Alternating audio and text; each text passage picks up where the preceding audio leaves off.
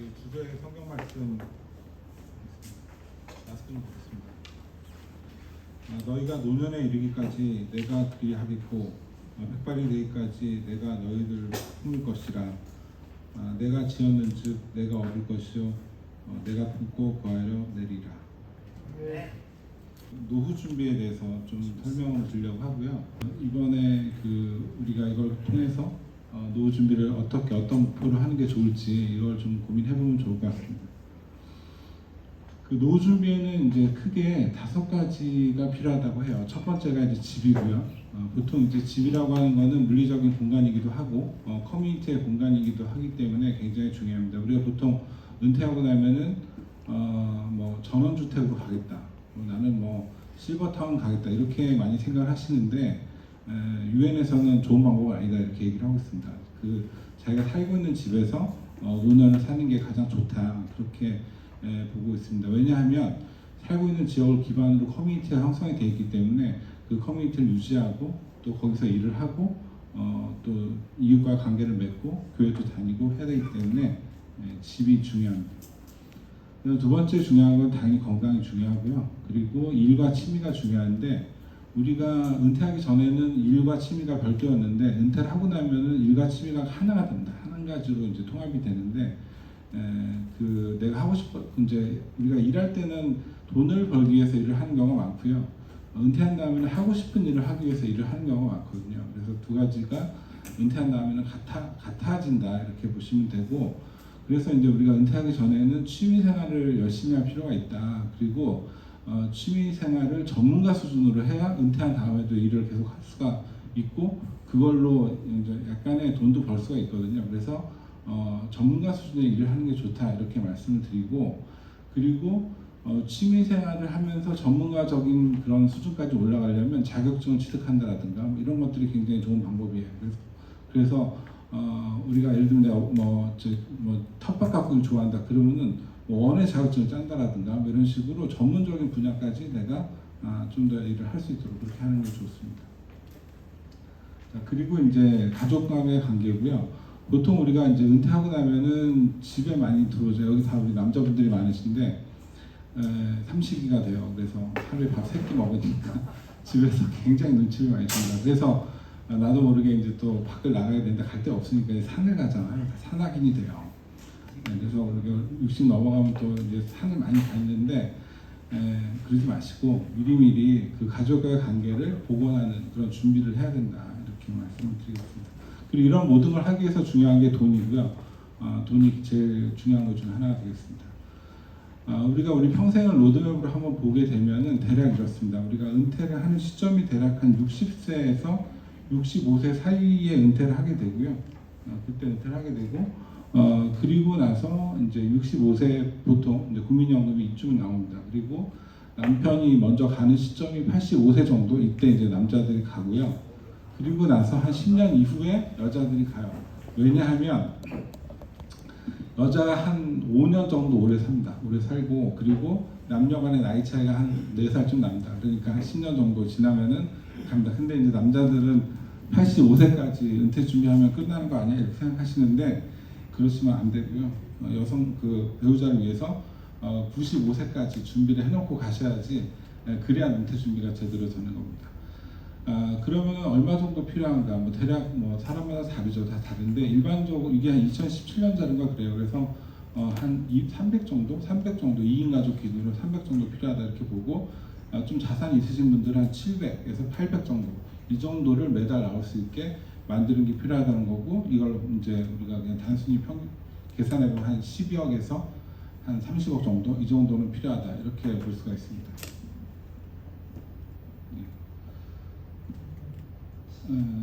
근데 이제 실제 노후 준비가 돼 있냐 설문조사 해봤더니 한 40% 정도는 노후 준비가 안 돼 있다 이렇게 이야기를 합니다. CEO 대상으로 설문조사 했던 거고요.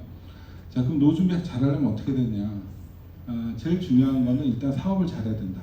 지금 하고 있는 우리가 사업을 잘하는 게 제일 중요하다 이렇게 말씀을 드리고 그리고 그 사업에서 어쨌든 내가 자금을 내 돈을 회수해야 되잖아요. 회수하는 방법이 3가지가 있습니다. 급여랑 배당이랑 퇴직금 이 3가지로 우리가 자금을 회수하게 되는데 이 작업을 또 잘 하셔야 됩니다. 그래서 이제 보통 우리가 회사의 어떤 재무적인 상황하고 그다음에 내가 은퇴자가 말하는 가운데 세 가지 지금 말씀드린 세 가지가 있는데 급여가 있는데 급여는 우리가 보통 세금 많이 나오니까 뭐 우리가 뭐 건보료 이런 게 많이 나오니까 급여를 줄여서 많이 하거든요. 근데 그렇게 하는 것보다는 어차피 내가 줄여도 또 법인세로 나가요. 그러니까 너무 줄이려고 하지 마시고 적당한 수준에서 급여를 가져가는 게 좋다. 그렇게 말씀드립니다. 보통 내가 순이익이 회사 순이익이 1억 이상 나온다 그러면 1억 이상 가져가는 게 일반적으로 맞다고 보고 있고요.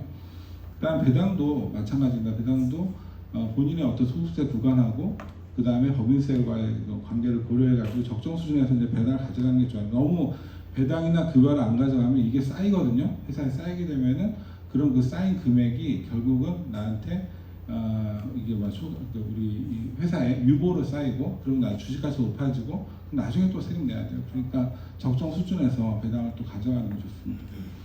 그리고 퇴직금도 적정한 수준에서 이제 말을 준비를 하는 게 좋고 우리나라 같은 경우에는 임원에 대해서는 한 2배수까지 지금 허용을 하고 있고 과거에 2019년까지는 3배수까지 허용을 하고 있기 때문에 그 수준에서 적정 수준에서 연금 퇴직금도 가져가는 게 좋은데요. 이걸 너무 안 가져가게 되면은 나중에 주식 가치가 너무 커지거나 또는 아니면은 가손 같은 게 많아져가지고 운영하는데 어려움이 생깁니다. 그러니까 미리 적정 수준에서 가져가는 게 좋다고 볼 수가 있습니다. 자, 그러면 이제 이거는 이제 기본적으로 돈을 이제 회사에서 우리가 이제 인출하는 그런 과정이고요. 우리가 연금을 말하는 건 보통 한국의 연금제도 세 가지가 있습니다. 국민연금하고 그다음 퇴직연금, 개인연금 세 가지로 되어 있는데 그 세 가지 제도 중에를 잘 활용해서 노후 준비를 하는 겁니다. 세 가지로 되어 있고 국민연금, 퇴직연금, 개인연금이 있는데 국민연금은 그 급여에서 9% 소득의 9% 정도를 이제 국민연금으로 이제 빼놓죠. 대략 65세부터 나오고 여기 계신 우리 분들은 63세부터 나오시는 분들도 있으시고요. 기본적인 생활을 보장을 하고 있는데 국민연금을 늘려받는 방법이 크게 이 세 가지 정도가 있습니다. 첫 번째 방법이 추납이라는 게 있고 그다음에 두 번째 방법이 임의가입이라는 게 있고 세 번째가 이제 연금이라는 게 있습니다. 추납이라고 하는 거는 내가 그 실업이라든가 아니면 사업을 중간에 쉬었다라든가 이런 기간 동안에 그 나중에 돈을 내는 거예요. 나중에 이제 그 국민연금을 추구하는 거고요. 임의가입이라고 하는 거는 우리가 그 국민연금은 길게 받을수록 기간이 길수록 가입 기간이 길수록 금액이 커지기 때문에 가입 기간을 늘리는 방법이에요. 그리고 세 번째 연금은 내가 소득이 있으면 연금 개시를 늦추는 만큼 1년에 한 7.2% 정도씩 연금 수령이 늘어나게 돼요. 세 가지 방법들을 활용하시는 게 좋습니다. 그래서 이게 케이스인데 이제 국민연금 우리가 좀 무시하는 게 있어요. 국민연금 넣어봤자 나중에 별로 좋지도 않고 망한다는데 둘이 받다 한 명 가면 못 받는다는데 이런 생각도 많이 하시잖아요. 근데 옛날에는 그러니까 일단 국민연금 망한다.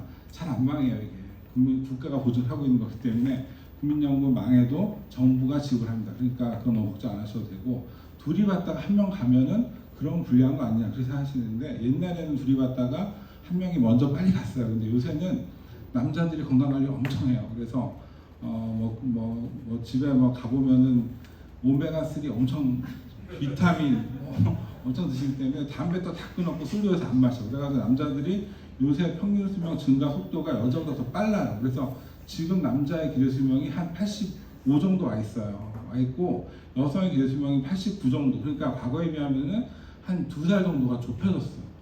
그리고 지금 속도도 빨라지고 있기 때문에 두 분이 다 오랫동안 연금 받을 가능성이 훨씬 커졌다. 이렇게 보시면 돼요. 이게 케이스인데 64년생이고 92년도에 연금을 가입했고 국민연금 가입했고 300만 원 정도를 우리가 가정해서 연금을 냈다고 가정해보면 얼마나 수령하시게 되냐면 190만 원 정도 수령이 199만 원 그 정도를 수령하시게 됩니다. 굉장히 큰 금액이고 이걸 저희가 내부 수익률을 환산해 보면 이게 한 6.7% 정도 돼요. 그러니까 나이 시점부터 지금까지 매년 6.7%로 운영됐다고 가정이 되는 거예요. 굉장히 높은 수익률입니다. 그러니까 국민연금을 무시하시면 안 되고 가입을 하시고 활용을 하시는 게 좋습니다.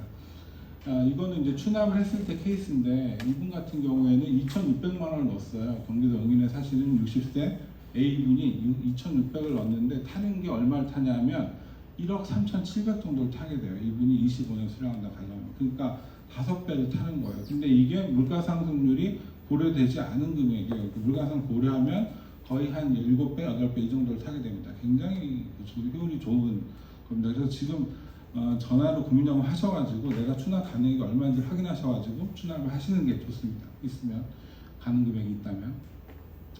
자, 두 번째 퇴직연금이고, 퇴직연금은 회사가 이제 퇴직금을 법적으로 적립을 해주도록 돼 있는데, 일반적으로 이제 DB형 옛날 방식이고, 옛날 DB형이 그다음 DC형으로 운영이 되는데, 퇴직 시점에 3개월 급여 평균 곱하기 근속 연수 곱하기 통상 임금 이렇게 계산을 하게 됩니다. 이렇게 돼서 그리고 이제 그거를 매달 정산해 주는 게 DC형. 그래서 매달 얼마씩 넣어주고 그걸로 퇴직금을 내가 운영을 하는 거예요. 퇴직자가 운영을 하는 그런 구조로 되어 있는데요.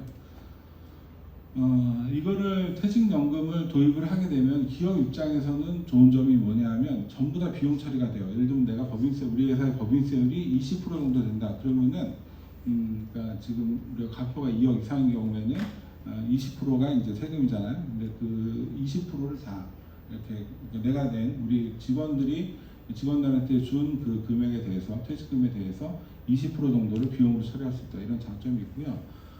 본인 입장에서 퇴직금을 받는 입장에서 DC형으로 운영하는 입장에서는 일단은 이 금융기관에 적립을 해주니까 안전하다 이런 장점이 있고 이직할 때 인출하지 않고 계속 쓸 수가 있다. 그리고 들어간 돈에 대해서는 일단 수익에 대한 과세가 없어요. 세금이 없고 그리고 연금을 탈 때 퇴직금을 탈 때도 연금 형태로 수령하게 되면은 퇴직소득세를 또한 30%에서 40% 정도 감면을 받을 수가 있습니다. 그래서 DC형을 도입해서 DC형이나 퇴직금 제도, 퇴직연금을 도입해서 운영하시게 되면은 상당히 세제상의 유리함도 있고 삶의 질을 유지할 수 있는 좋은 장치다 이렇게 볼 수가 있습니다. 자, 그리고 대략 계산해 보면 이렇게 되는 거죠. 내가 30년 근속을 했고 그 다음에 이제 월에 이제 퇴직할 때 연봉이 1억 2천이었어요. 그러면 이제 1,000만 원 정도 되고 2배에서 하면은 6억 정도가 이제 나오는 건데 6억이 무슨 의미냐면 6억이라는 퇴직금이 있다는 얘기는 매달 200만 원씩을 연금으로 수령할 수 있다 이렇게 보시면 됩니다. 넘어가고요. 근데 이 퇴직금을 늘려가는 방법, 이 방법은 크게 보면 한 3가지 정도가 있는데 첫 번째는 이 요새는 이제 보통 DC형으로 많이 운영을 해요. DB형도 하지만 DC형으로 운영할 때 주식형에다 넣는 거예요. 주식형 펀드에 투자를 하시게 되면은 그러면 수익률이 상당히 좋아집니다. 이게 저희 회사 직원들의 그 퇴직연금인데 저희 회사 직원들이 한 4년 정도 든 거예요. 그런데 평균 수익률이 한 50% 정도 나오고 있어요. 누적수익 이 정도 나오고 있고 같은 기간에 같은 제도에 있는 다른 회사를 보면은 4년 정도에 한 8% 정도 나오고 있어요. 8, 9% 나오고 있으니까 1년에 한 1.5% 정도 수익이 나오고 이거는 이제 그 원리금 배당 상품에 투자를 하고 있는 거고 얘는 이제 원리금 그 실적 배당 상품에 투자를 하고 있는 그런 케이스입니다. 5년 이상 남았다. 내가 연금 개시까지 5년 이상 남은 경우라 그러면 주식형 펀드를 고려하는 게 좋고 10년 이상 남았다. 그런 경우에는 무조건 주식형 펀드로 하시는 게 유리하다 이렇게 말씀드릴 수가 있습니다. 자, 그 다음에 두 번째 방법은 뭐냐면 퇴직금을 그러니까 내가 그 해 경우 성과급이 좀 생기는 경우가 많잖아요. 그 해 좀 실적이 잘 나왔다. 그런 경우에는 그거를 급여를 받지 말고 퇴직금으로 적립하라는 거예요. DC형으로. 그렇게 하시게 되면은 예를 들면 내가 급여를 받게 되면은 보통 소득세율이 한 16% 뭐 이 정도가 나옵니다. 그런데 이거를 내가 DC형 계좌로 또는 퇴직연금 계좌로 수령한다. 그렇게 되면은 세금이 절반으로 줄어들어요. 절반으로 줄고 이 급여가 줄었기 때문에 여기에 따르는 다른 소득 그 세금들 있잖아요. 뭐 국민연금이나 건보료나 고용보험료 같은 것들이 줄어들게 됩니다. 그래서 상당히 유리한 부분이 있는데 예시를 보면은 지금 예시를 보면은 내가 한 20년 근속을 했고 한 5억 정도를 탄다 그러면은 이거를 근로소득세를 한 사람은 세율이 34% 정도 돼요. 그렇게 수령하게 되는데 이거를 퇴직소득으로 받게 되면은 13% 정도 되니까 절반 이하죠. 절반 이하로 세금을 줄일 수가 있다. 그리고 다른 세금도 줄일 수 있기 때문에 요새 이거 많이 하거든요. 그래서 회사에서 이런 DC로 도입을 하고 그리고 정관을 좀 바꿔가지고 퇴직금으로 돈을 경험성과급을 퇴직금 넣을 수 있도록 그렇게 하면 됩니다. 그리고 직원들 전체적으로 적용을 해야 되고요. 원하지 않는 직원은 안 하면 되고 원하는 직원 분들만 선별적으로 하셔도 돼요. 네, 이렇게 운영하시면 되고요. 그리고 세 번째가 이제 그 근속기간을 확대하는 방법이에요. 중간정산 됐던 퇴직금 같은 것들을 근속기간을 길게 하면 그럼 세율을 또 낮출 수 있는 효과가 있습니다. 이런 방식으로 세금을 줄이고 연금액을 늘려가는 방법들이 있겠습니다. IRP 계좌는 연금을 타는 계좌고요. 그다음 마지막으로 이제 개인연금을 통해서 우리가 노후자금을 준비하는데, 개인연금은 보통 대표적인 게 연금저축이라고 하는 제도가 있어요. 연금저축을 넣게 되면은 연금저축 가입 조건이 세 가지가 있습니다. 첫 번째가 5년 이상 가입해야 되고 55세 이후에 타야 되고, 그 다음에 연금 형태로 수령해야 된다. 이게 조건이에요. 그 조건만 충족하면 세금 혜택을 주고 있어요. 그 세금 혜택이 크게 보면은 세 개 정도가 있는데, 첫 번째가 세액공제라 해서 세금 낸 거를 내가 낸 금액 중에서 일부를 세금으로 돌려줘요. 환급을 해줘요. 그래서 얼마나 돌려주냐면 한 15% 정도로 돌려줘요. 15% 정도를 환급해주는 게 있고, 보통은 뭐 비과세 좋다고 하는데 비과세보다 더 좋은 게 프레시머니가 들어오는 거예요. 그러니까 굉장히 유리한 부분이 있고, 그 다음에 세금이 없는 과세, 이제 운영 기간 중에 세금이 없고, 나중에 연금 탈 때 약간의 세금을 내지만 세율이 굉장히 낮기 때문에 상당히 유리합니다. 그래서 이런 여러 가지 혜택이 있고, 이 연금저축이라고 하는 통에다가 돈을 넣으면 그러면 그 넣는 동안에는 세금이 전혀 없기 때문에 종합소득세를 피할 수가 있어요. 그리고 뭐 필요하면은 안 받고 그냥 쭉 가도 돼요. 이 연금저축이라는 제도는 이 통에 넣어놓고 연금을 안 타고 그냥 유지를 해도 괜찮습니다. 그럼 나중에 애기들한테 상속할 수가 있고, 상속할 때 세율도 상당히 낮출 수가 있는 효과가 있습니다. 이게 실제 케이스로 300만 원하고 400만 원, IRP에 300, 연금저축에 400, 700 넣어가지고 운영했을 때 15년 넣었을 때 원금이 1억 500이고 적립되는 금액이 5%로 계산해보면 한 1억 6천 정도가 되는 형태가 나옵니다. 그러면은 연금으로 따지면 80만 원 정도 되는 그런 연금이 되는 거고요. 30년 부었다 그러면 연금은 한 250만 원 정도 되는 그런 효과가 나옵니다. 그리고 이걸 만약에 내가 안 타고 운영했다. 예를 들면 내가 퇴직금이 10억이에요. 퇴직금 10억이고 이연 퇴직소득, 그러니까 퇴직소득세가 2억이에요. 2억 정도가 이제 이 정도 되죠. 이거를 안 타고 그냥 쭉 유지를 해서 내가 72세 퇴직을 해가지고 그 81세 사망했다. 한 9년 정도 운영했다. 그리고 연회 수익률은 4%로 운영했다. 그러면은 이게 얼마가 되냐면 5억이 됩니다. 17억이 되거든요. 복리를 계산해 보면은 17억이 됐을 때 이걸 만약에 연금 계좌로 운영할 때하고 이걸 그냥 일반 계좌로 운영할 때 차이를 보면은, 연금 계좌로 넣으면 세금이 얼마냐면 8,600 정도 나와요. 이 안에 넣었을 때 과세 효과들이 있기 때문에, 일반 계좌 넣었을 때는 세금이 한 2억 7천 정도 나오기 때문에 그 갭이 한 1억 8천이 넘습니다. 그러니까 우리가 연금으로 타도 되고 연금을 안 타고 그냥 운영하다가 상속을 해도 그 상당히 이 절세 효과가 크다. 이렇게 말씀을 드릴 수 있습니다. 근데 이게 뭐 이게 수익률이 4% 계산했는데 이걸 한 5%, 6%도 나오니까 더 많은 그 혜택을 볼 수가 있다고 말씀드릴 수가 있습니다. 그 다음에 이제 그 예를 들면 이제 내가 이런 케이스가 많아요. 저희가 이제 상담을 하다 보면은 그 목돈은 있는데 연금이 없는 분들이 있어요. 목돈은 있는데 연금이 없는 그런 분들이 많으시거든요. 그런 분들은 연금으로 바꿔놓으시는 게 좋아요. 그러면 세금 혜택도 있고, 목돈을 가지고 있으면 꼭 누가 나타나, 돈 달라고. 자식이 나타나거나 친구가 나타나거나. 그래서 그 목돈만 10억이 있다 그래도 이게 10년 가기가 힘들어요. 이게 한 50억, 100억 있으면 좀 모르겠는데 한 5억, 10억 요 정도 금액이면은 이상하게 사람들이 나타나. 그래서 그거 조심하셔야 되고, 그래서 그거를 연금으로 넣어놓게 되면은, 연금은 누가 뭐 못 가져갖고 가져가봤자 한 달에 몇백밖에 안 나오기 때문에 가져갈 돈도 없어요. 그러니까 내가 먹고 쓰고 하는 충분한 자금을 만드는 게 굉장히 중요하고 연금화시키는 게 좋은데, 예를 들어서 내가 목돈이 7억이 있다고 가정을 해보면은 이거를 내가 어떻게 연금으로 돌리느냐 방법이 이렇게 있어요.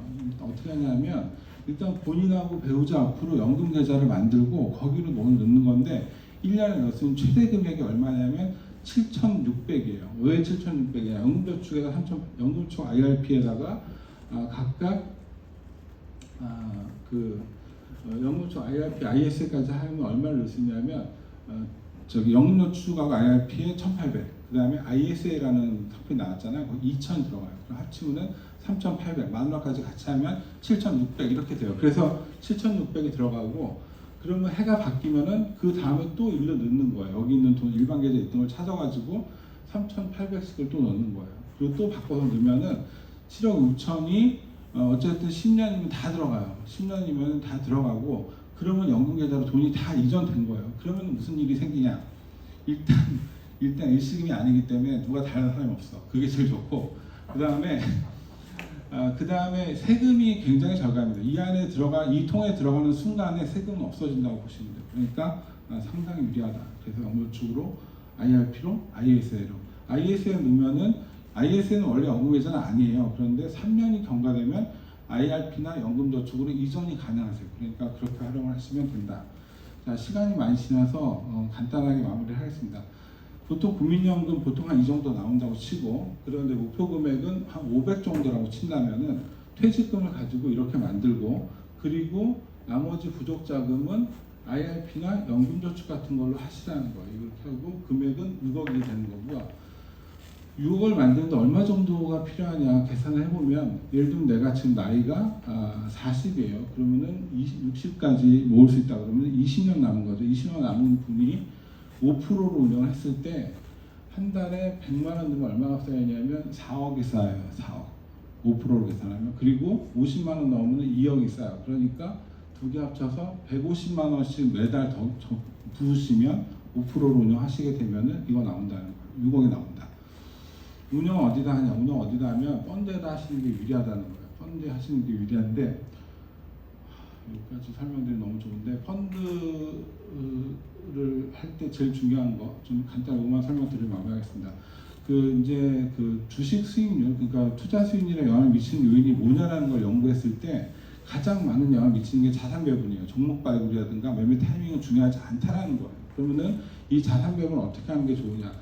자산 배분은 첫 번째가 주식 비중이고, 두 번째가 주식의 내용이고, 세 번째가 국가예요. 어느 나라에 어느 종목으로 어떻게 배분을 하냐가 중요한데, 제일 공격적으로 하려면 주식 비중 100%를 가져가고, 주식의 내용을 성장적으로 가져가고, 국가 배분을 이머징 마켓으로 가져가면 가장 리스크가 크고 기대 수익이 높을 수 있어요. 그런데 이렇게 하면 잠을 못 자요. 조심하세요.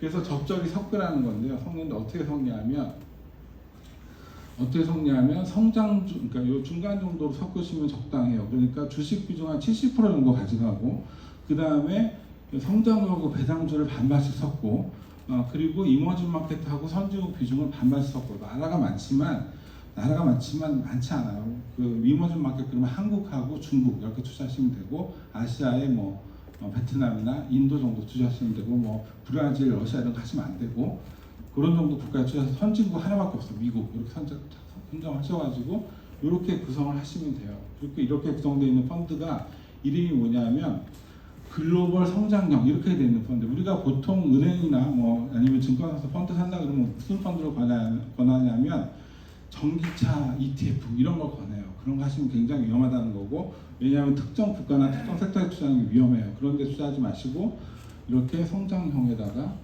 글로벌 성장형, 글로벌 배당형 이런 데 투자하시는 게 안정적으로 기대 수익을 높일 수 있다. 일반적으로 이렇게 투자했을 때 기대 수익률이 한 7% 정도로 예상을 해요. 여기에 투자하면 10% 정도 예상해요. 3%에 너무 목매지 마시고 비교적 안정적이고 분산이 잘 돼 있는 펀드에 투자하시는 게 유리하다 이렇게 말씀드릴게요. 자, 여기까지 마무리를 하고요. 오늘 질문을 좀 드리겠습니다. 두 가지인데, 첫 번째 질문은 은퇴 후 적절한 생활비는 얼마 정도라 생각하시는가? 이거 좀 말씀 나눠봐 주시고, 이걸 달성하기 위해서 어떻게 준비하고 있는가? 이걸 좀 논의해 주시면 좋을 것 같고요. 두 번째는 제2의 인생은 어떤 일을 하면서 살 거냐? 두 가지 중에 하나의 질문이라도 좋습니다. 그래서 답변 논의해 주시고, 시간은 제가 25분 정도 드리겠습니다. 그렇게 하고 이거 발표해 주시면 되겠습니다. 네, 마치겠습니다. 이게 급여소득을 받는 분들하고 그다음에 기업을 운영하시는 분들의 생각의 차이가 되게 크다는 걸 많이 느꼈어요. 김윤택 대표님이랑 우리 최영일 대표님, 박현민 대표님 계속 급여소득이 있기 때문에 굳이 노소득 연금 생활에 대한 준비를 해야 하나 하는 생각들을 하셨다고 하고요. 그다음에 이제 저 같은 경우는 워낙 대기업에서 월급을 받던 아니라 연금은 어쩔 수 다 넣게 해놓고 또 이런 분야에 관심을 가질 수가 밖에 없었죠. 왜냐하면 어느 순간 은퇴하는 순간 소득이 끊어진다고 생각하니까 연금에 대해서 자연스럽게 관심을 많이 가지고 그 준비를 이제 해왔는데 오늘 들으면서 이제 굉장히 깜짝 놀랄 정도로 준비를 안 하고 계시는구나 느꼈고 또 우리 김현택 대표님 말씀 중에 중요한 거가 이렇게 매번 인건비가 나가다 보니까 4대 보험이 사실 인건비인데도 불구하고 비용으로 생각해서 그 추가 비용으로 보니까 그게 이제 회사의 비용상 상당히 부담이 된다는 거죠. 그래서 그걸 줄이는 방법이 결국 대표이사의 급여를 줄여서 4대 보험을 줄이는 방식으로 이제 비용 절감의 수단으로 생각을 했다는 거죠. 그러다 보니까 지금까지 납입한 국민연금도 훨씬 낮은 상태를 유지하고 뭐 퇴직금 문제도 있고 그래서 결국은 그런 부분에서 문제가 생긴 거죠. 대부분. 그래서 제가 생각하기에는 연금이 계속 기업하시는 분들 소득 효과가 있지만은 두 가지 관점이 있는 것 같아요. 첫째는 이 연금이라는 부분이 노후의 생활뿐만 아니라 세금의 효과가 있다. 연금은 세금 효과를 줄이기로 한 거니까 텍스 효과를 위해서 한번 관심을 가져볼 필요가 있다. 두 번째는 이 연금이 주는 점은 평생 캐시프로가 나온다는 거거든요. 내가 그 캐시프로가 안정이 된 상태에서 돈을 가지고 있으면 부재를 하거나 다른 분들을 위해 쓸 때 부담이 전혀 없어요. 근데 이 안정된 캐시프로가 없는데 내 주머니에서 생활비도 하고 남을 돕는다는 건 정말 쉽지가 않기 때문에 우리가 하나님이 주신 어떤 재능과 부를 사용하는데도 이 안정된 캐시프로는 좀 중요한 기반이 되지 않을까 이렇게 정리를 해보겠습니다. 감사합니다. 적절한 생활비가 한 500 정도 이렇게 말씀하셨는데 뭐 최저 생계비라고 보시면 될 것 같고 500 정도면 왜냐하면 인플레이션도 있고 요새 물가 너무 많이 오르기 때문에 500 가지고 쉽지가 않습니다. 근데 500하고 한 700하고 정도 사이라고 보면 되는데 500이면은 국내 여행 한두 번 정도 1년에 그 정도 가능하다고 보시면 되고 700 정도면 해외도 한번 나갈 수 있다. 이렇게 이해가 쉽게 그렇게 됩니다. 자, 마무리하겠습니다. 제가 이렇게 요청을 드렸던 거는 구체적으로 얼마다 이거를 궁금해하는 게 아니라 사실은 좀 구체적 목표를 세우는 게 중요하다는 거예요. 얼마가 필요한지를 본인이 아는 게 중요하다라는 게 제일 중요하고요. 막연히 어떻게 되겠다 이런 건 없습니다. 세상에 돈이라고 하는 거는 정확한 거기 때문에 없으면 없는 거고 있으면 있는 거예요. 뭐 어떻게 되겠지는 없습니다. 그러니까 준비를 지금부터 빨리빨리 하시는 게 제일 좋겠다 이렇게 생각하시면 좋을 것 같고요. 그리고 제2 예상이 말씀드린 대로 하던 일을 중심으로 또는 하고 싶었던 일을 중심으로 준비를 하시고 전문적인 수준으로 아까 말씀드린 자격을 취득한다라든가 그 수준까지 높여서 준비를 하시는 게 좋겠다 이렇게 말씀을 드리겠습니다. 노년은 우리가 지금까지 달려온 인생이라는 경주에서 마지막 바퀴를 남겨놓은 상태인데 마지막 한 바퀴를 느린 속도로 천천히 달려온다 이렇게 생각하시는 분이 많아요. 그런데 그렇게 하는 게 아니라 하나님이 주신 사명을 완수하기 위해서 전력 질주해야 되는 시기다 이렇게 말씀드리고 싶고 빛나는 노를 위해서는 영혼과 육체와 재정적인 준비가 다 필요하다 이렇게 말씀드리겠습니다. 오늘 마치겠습니다. 이게 급여소득을 받는 분들하고 그다음에 기업을 운영하시는 분들의 생각의 차이가 되게 크다는 걸 많이 느꼈어요. 계속 급여소득이 있기 때문에 굳이 노후소득 연금 생활에 대한 준비를 해야 하나 하는 생각들을 하셨다고 하고요.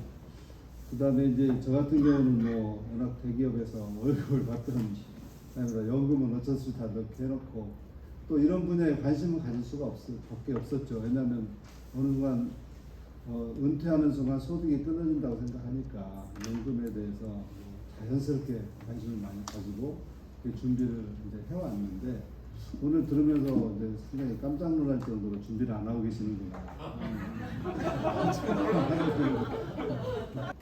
이게 매번 인건비가 나가다 보니까 4대 보험이 사실 인건비인데도 불구하고 비용으로 생각해서 그 추가 비용으로 보니까 그게 이제 회사의 비용상 상당히 부담이 된다는 거죠. 그래서 그걸 줄이는 방법이 결국 대표이사의 급여를 줄여서 4대 보험을 줄이는 방식으로 비용 절감의 수단으로 생각을 했다는 거죠. 그러다 보니까 지금까지 납입한 국민연금도 훨씬 낮은 상태를 유지하고 뭐 퇴직금 문제도 있고 그래서 결국은 그런 부분에서 문제가 생긴 거죠. 어떻게 보면.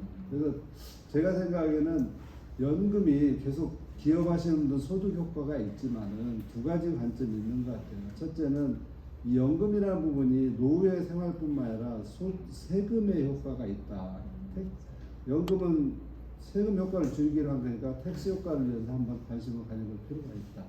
두 번째는 이 연금이 주는 점은 평생 캐시프로가 나온다는 거거든요. 내가 그 캐시프로가 안정이 된 상태에서 돈을 가지고 있으면 부재를 하거나 다른 분들을 위해 쓸 때 부담이 전혀 없어요. 근데 이 안정된 캐시프로가 없는데 내 주머니에서 생활비도 하고 남을 돕는다는 건 정말 쉽지가 않기 때문에 우리가 하나님이 주신 어떤 재능과 부를 사용하는데도 이 안정된 캐시프로는 좀 중요한 기반이 되지 않을까 이렇게 정리를 해보겠습니다. 감사합니다. 좋은 말씀 감사합니다. 연금이라는 게 이제 텍스 효과도 있고 현금 흐름 효과가 있다 강조해 주셨고요.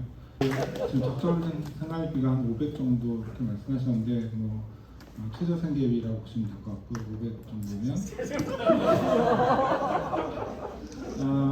왜냐하면 인플레이션도 있고 요새 물가 너무 많이 오르기 때문에 500 가지고 쉽지가 않습니다. 근데 500하고 한 700하고 정도 사이라고 보면 되는데 500이면은 국내 여행 한두 번 정도 1년에 그 정도 가능하다 보시면 되고 700 정도면 해외도 한번 나갈 수 있다. 이렇게 이해가 쉽게 그렇게 됩니다. 자, 마무리하겠습니다. 제가 이렇게 요청을 드렸던 거는 구체적으로 얼마다 이거를 궁금해하는 게 아니라 사실은 좀 구체적 목표를 세우는 게 중요하다는 거예요. 얼마가 필요한지를 본인이 아는 게 중요하다라는 게 제일 중요하고요.